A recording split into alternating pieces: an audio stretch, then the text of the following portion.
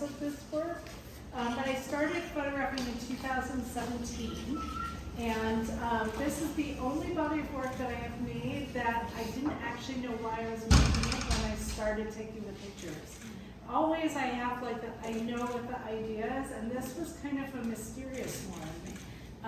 And it also happened at a time in my process where I needed to loosen up how I was photographing and sort of play more. And the way that these images are made, there's no way to actually compose them in camera. Like they're very sort of mysterious and spontaneous. And it really changed how I work from making this work.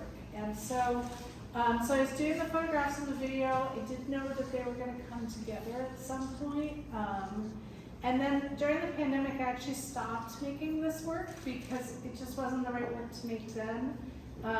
There are some books on the table that are the two projects that I actually did during the pandemic, which those are for sale. Kids, you could get it signed tonight.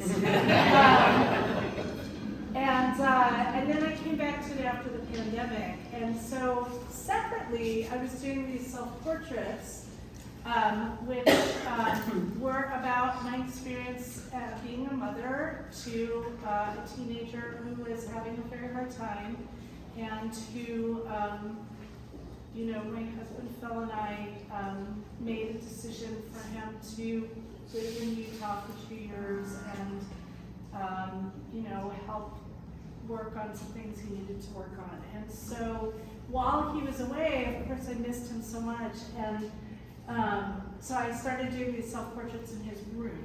So these were all taken in my son's room. And, you know, I didn't really know what I was going to do with those either, to tell you the truth. And so the triptych that's on the wall was the first time that I combined the self-portraits with the water.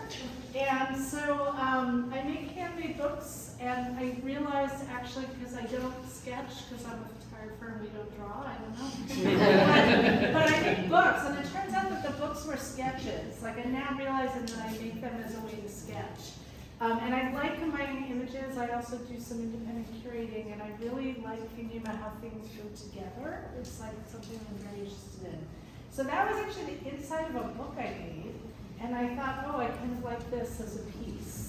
And that started to resonate with me, and it changed the water. Like, you know, I've always known that water has the potential to be symbolic for emotion, right? Like, if you ever did tarot as a kid, right, and I'll go for a hippie phase, that, you know, the water is like part of the tarot. And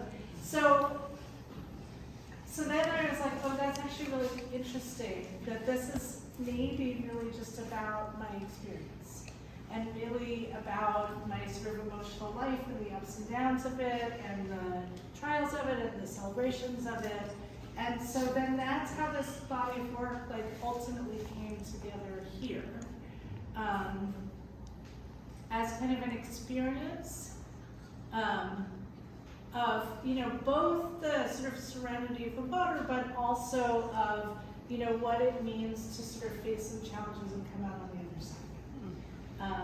So that's really what the work is about. And I also, just in case you don't know, I want to invite you.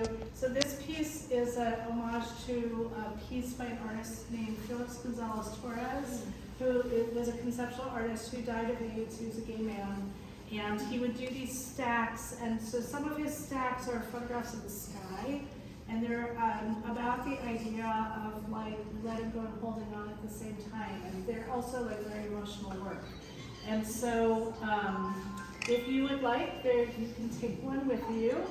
And I hope if you take one with you that you'll put it up somewhere. And there's rubber bands next to it so that you can rubber band them. So thanks again.